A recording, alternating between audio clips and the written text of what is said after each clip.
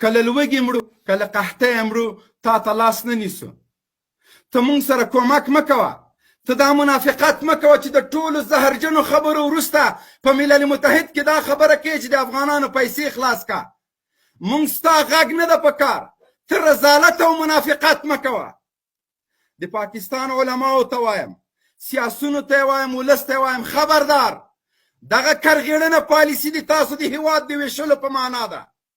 د تاسو دغه زهرجنه ژبه د یو لیوني وزیر اعظم له خولې نه د افغانستان په رابطه باندې خطرناک میسج ده د افغانانو دپاره دا د تا د افغانانو په وړاندې د جنګ اعلان ده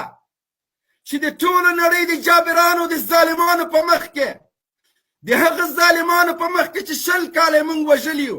لار تا ورکړې تیاري تا ورکړي تیل تا ورکړي دي اکمالات تا کړي دي بیا موږ نه د قربانۍ څاروي مه جوړوئ بیا مو امریکانو ته لاس تړلي مه ورکوئ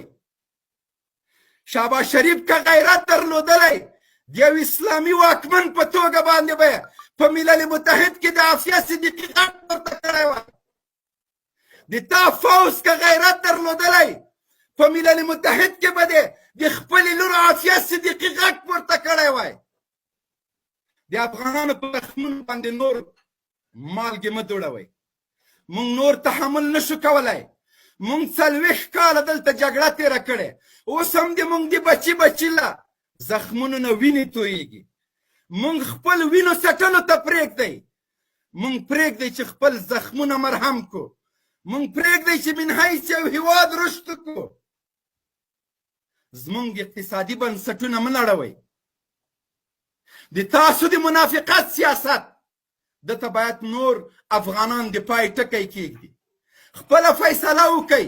چې تاسو زمونږ دوست هیواد که دښمن هیواد یاستئ نواز شهباز شریف که غیرت درلودلی د ملل متحد په نړیواله غونډه کې به د کشمیریانو د مظلومیت